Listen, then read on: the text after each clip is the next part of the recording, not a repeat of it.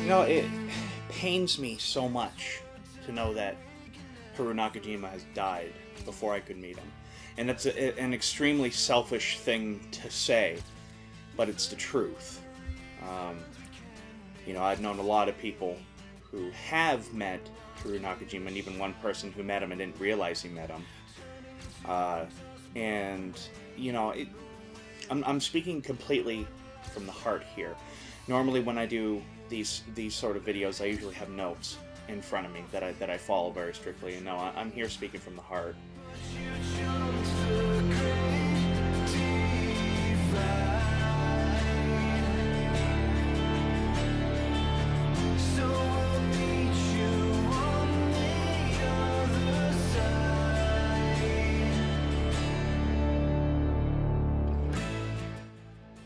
So yes, for those of you who are under a rock, Haruo Nakajima has indeed died. Haruo Nakajima, of course, played Godzilla, I believe, 9 times, from the original all the way until Godzilla vs. Gigan. You know, he also played countless other giant monsters from Gaira, which he considered his best performance, and I would agree with him. I think Gaira is his greatest performance as a whole, to Meguma from Gorath, to even King Kong in King Kong Escapes. In essence, when he died, we lost the soul of Godzilla. You know, Godzilla has a few fathers. You know, you have Ishiro Honda, Eiji Tsuburaya, Tomiyuki Tanaka, even Akira Ifukube was essentially the voice of Godzilla. But now it's really official. Haruo Nakajima, one of the last of the great people to work on the film, the well-known people, him passing away is essentially the complete and total death of specifically Showa Godzilla. You know, everything that we've known about Godzilla was essentially created from Haruo Nakajima's performance. Haruo Nakajima will always be the best. I don't care what anyone says, he truly was the best. And not only just because he was the first. He wasn't necessarily the first. There was a few other people that played Godzilla a little bit in the original film, but not very much. It was mainly Haruo Nakajima, in which he could only be in the suit for like 10 minutes at a time before he'd pass out. But Haruo Nakajima, above all those other people, really understood the idea of performing inside of a suit. Understood the fact that you become this creature. You become whatever it is that you're a part of.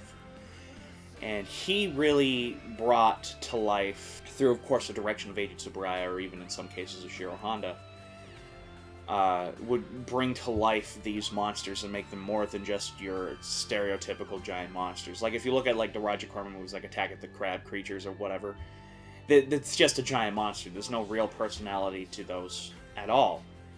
But then you contrast that to, you know, the Godzilla films, or, you know, the Japanese Toho kaiju films. Their creatures always felt alive.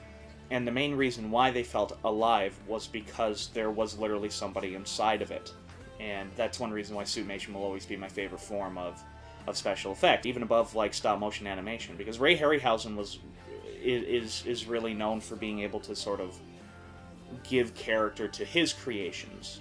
And he essentially was the soul of his creations as well, because he was physically animating them. He knew what he kind of wanted to do, or was very good at creating stuff on the fly, such as like Guanji itching his nose, for example, one of my favorite examples of that. Haruo Nakajima was just like that. He played Baragon very, very playfully in Frankenstein Conquers the World, and I always really liked that, how like Baragon pops his head out and kind of like looks around, and then slowly crawls out of the forest as he's heading towards the town before Frankenstein gets in his way. Normally, you just have the monster just come out, like barrel out, and he's going to eat them. No, Haruo Nakajima, through his performance, was able to convey that this is a creature that there is an intelligence behind there. He's looking around, you know, he's not just some brute force. He's not just a movie character. This is a real animal. And you even had that in the original Godzilla, where, you know, he would, like, when the jets are pushing him back into the ocean, you have him kind of, like, swinging around and everything like that, and, you know, moving his arms around. Haruo Nakajima was just an absolute hero. And I mean an absolute hero, because you look at, like, what he went through with the original, almost dying, losing so much weight. In Rodan, he did almost die, literally, because he fell 25 feet, and one for the fact that Rodan's wingspan, he was able to fold his arms, he probably would have died, because the water was a little too shallow to really save him from that height. And then you look at Varan, the next real monster he got to really play that wasn't a robot. He had explosions go off underneath his private parts. This man took a lot of risks, and a lot of people I would love being a suit actor, and I'm like, you guys realize how much hell they go through? And I really mean it. Even today, back all the way to 2004 in Godzilla Final Wars, it's hell being a suit actor. And what's interesting is that Haruo Nakajima really took that in stride. He really liked that sense of, this is what I'm doing and I'm proud of it, and I really admire that above everything else.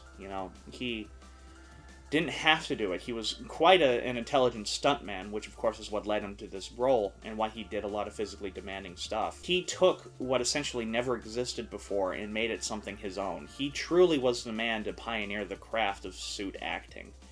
He wasn't the first. In fact, he was far from the first. People were doing men in suits all the way back from the 19-teens, for God's sakes.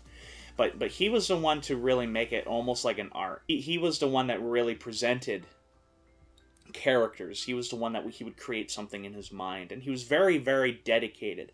One thing that is very key with Haruo Nakajima is that he was a very dedicated person to specifically Eiji Tsuburaya, because Eiji Tsuburaya created Haruo Nakajima, gave him all those roles to play, gave him a realm of his own, essentially, somewhere where Haruo Nakajima could stand out.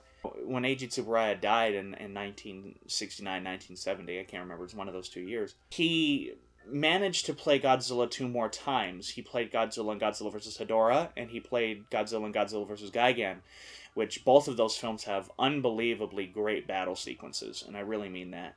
And even though Haruo Nakajima said he could probably play Godzilla for at least another 10 years, he decided Godzilla vs. Gigan was going to be the last one that he was going to do, and he did that pretty much straight on when production of that movie began, because he missed Eiji Tsuburaya. He lost the drive to do what he wanted to do, which is very sad and very touching.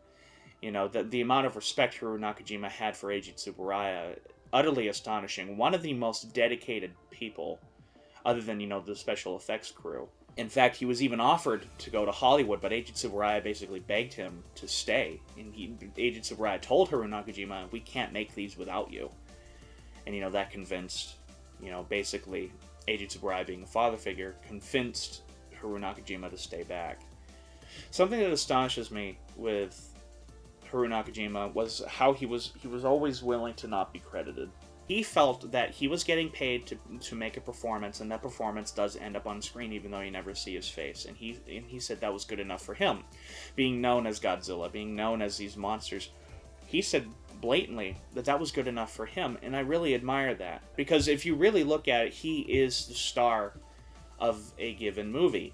Especially Godzilla. I'm reminded of that story that Akira Takarada told, where he arrived on set and says, I'm the lead of Godzilla. And one of the crew members laughed and said, no, Godzilla's the lead of this movie. Kind of humbled Akira Takarada quite a bit. It's true, because Godzilla really was the lead of all of his movies. No one ever really paid attention to who was in the suit. All they cared about was the fact that this was Godzilla beating up another monster or destroying a city or doing goofy things. That's very admirable. I don't know many people who could do that for specifically as long as they did. There were a lot of suit actors who would eventually kind of get tired of it and want to do their own thing. Haruo Nakajima never did get tired of it. Haruo Nakajima really did find something with playing these men in rubber lizard suits that he absolutely loved and kept doing. Even after he stopped making Godzilla movies, he would always put on a suit, and walk around.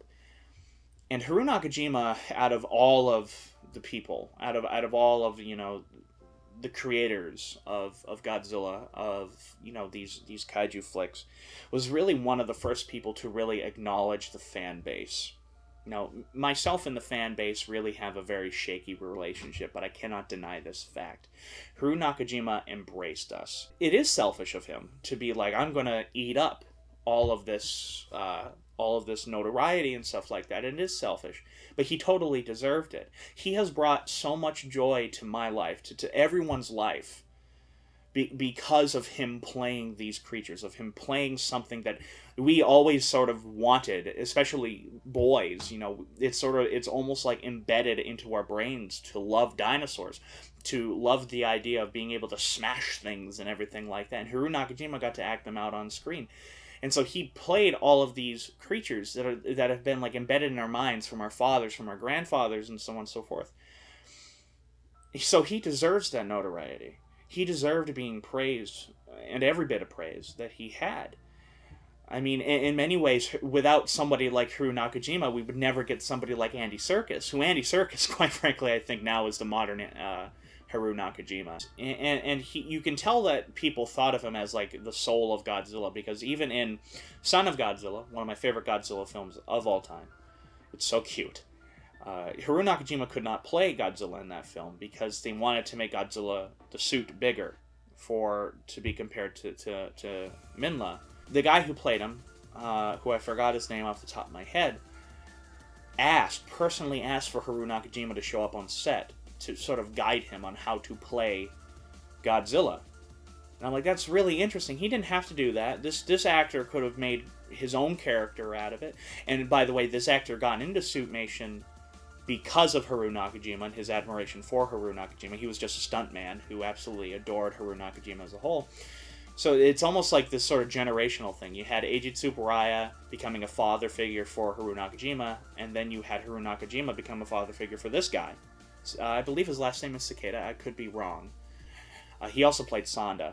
And the fact that he personally asked Haruo Nakajima to guide him on set, and that Sadamasa Arakawa, the special effects director on that film, on Son of Godzilla, said, yes, do it, just shows how much clout Haruo Nakajima had when it come to creating the personality of these monsters. Haruo Nakajima really played the stuff that got me interested in Godzilla. Godzilla vs. Hedorah and Godzilla vs. Gigan were the two Godzilla films that played on Sci-Fi all the time, and I absolutely just ate those performances up. He was always so badass, but yet there was always this level of character to him. Such as in Godzilla vs. Gigan, when he's literally talking with Anguirus, or, ordering him to go check something out, or when he's strategizing with Anguirus, that's there. There's a level of this humanization to to Godzilla there that was really created by Haruo Nakajima's performance. Godzilla vs. Hedorah, he certainly has a lot of character, like when he looks at the humans after he kills Hedorah, and he just looks so annoyed, and then he just turns around and walks away. Like, it's just another day. We'll keep moving. And I always liked that because that was really Haruo Nakajima's doing. Haruo Nakajima understood the script, understood what was written on page, understood the direction given by Teruyushi Nakano, and made it something his own. And I'm very sad he's gone, because in essence, we have indeed lost the soul of Godzilla, the essence of Godzilla, the personality of Godzilla. He's gone. Because despite, the other two main Godzilla suit actors out there, they never were quite able, and this is no offense to them. It really isn't, because they all did a great job in their own ways. They never quite got the personality of Godzilla, or as lively of a personality as Haruo Nakajima did. And Haruo Nakajima also played Godzilla the most. And I think that's another reason why he got so used to the character as a whole. In Destroy All Monsters, there's a great scene where Godzilla arrives in Tokyo for the first time before they destroy Tokyo, and he steps over a bridge. Haruo Nakajima always kicked himself for that scene, because he said, Godzilla should have just stepped on the bridge. He's that kind of guy. The dedication, the love for his craft, the uniqueness of his craft, how he was able to embrace that craft and make it his own thing, and really pioneer it, is astonishing. And something that he really should be completely and totally remembered for. He loved his fans. He would always go up to them and, hug them or do the Godzilla pose with them and everything like that. One of my favorite things is from Bringing Godzilla Down to Size. And you had all three of the suit actors there, and they're all trying to do their Godzilla pose and everything like that. One was more hunched over than the other. The Millennium one more ready for a fight. while the Heisei one was much more stoic. And then you had Haruo Nakajima. They're fighting over each other, and then Haruo Nakajima steps in and is like, let me show you how it's done. Like, there's so much personality there, and you can tell that he was just a very lively person who just loved to have fun with what he did for a living, and loved to just have fun in general. Loved life, loved his life, loved everything that he did, loved even the bad stuff. Just he was just a man who loved being alive. He was a man that loved his fans. This man was just, Haruo Nakajima was clearly just full of love and full of dedication, and you hardly ever will find people like that. Very few people are like that, and Haruo Nakajima, I can say, was one of them. And he's gone. It's a very sad day. It really is. I woke up and saw that, and I didn't cry. I was very taken aback. I was like, God damn. Because I knew this day was coming. You know, Haruo Nakajima has been through a lot. I mean, you can even tell by the way how he looked that he had been through a lot. He had physically done a lot. And that it had aged him more than, you otherwise would have. And I knew this day was coming. You know that with all of your icons, that one day they will die. It's just a fact of life. But he's one of those people that's like, you want him to live forever. And despite the fact that people are mourning his loss and everything like that, and really are looking at, there's one thing good that I can see coming out of his death. And I'm not saying this to be mean, and I think Haruo Nakajima would look at it pretty near the same way as I am right now. What's happening now because of Haruo Nakajima's death is that a lot of people are, again, watching his Godzilla movies. They're going back and watching his work, his art, his craft. And they could be introducing a whole new generation to his work. And so despite the fact that Haruo Nakajima is dead, he's no longer with us, and he has died and he's passed away, his art, and I do mean art, his movies literally will live forever. As long as there's a television, as long as there's a DVD player, as long as there's a Blu-ray player, as long as there's even a VHS player, a projector, he will continue to live, because his performances are on screen, and they will be on screen as long as humanity exists. And I believe that's the greatest way we could pay respect to Haruo Nakajima, is by watching his work, by celebrating his life, not mourning his loss, not crying, as some of us are, but by celebrating his life, by watching his work, by loving his work, by showing other people his work, by loving what he did. And that's what I'm going to do. I'm always going to go back and I'm going to be like, that's Haruo Nakajima behind that suit. And I'm going to remember him always because of those. And everyone will always remember him, even if suddenly we all died and then somebody came back and watched a Godzilla movie. Chances are Haruo Nakajima will be in that suit, and they'll remember him. He has transcended above just being a famous actor. He is an icon because of Godzilla, which is so rare. Normally people would see themselves as an actor, then that's what's remembered. No, it's the character that was played that became an icon. That's such a rare thing. It's such a rare thing. It's almost like Adam West and Batman, if that makes any sense. And instead of mourning him, I suggest we all just sit back and watch the movies he's been in and celebrate his life. Because that, I can guarantee it, is what Haruo Nakajima would have wanted us to do. To celebrate what makes us Godzilla fans. To celebrate the movies he's been in. To celebrate the things that have brought us so much joy in our life. And that is exactly what I'm going to do. So, from the bottom of my heart, rest in peace, Haruo Nakajima. You will indeed be missed, but you will definitely not be forgotten. In the end, this is Adam Noyes of Van Productions saying,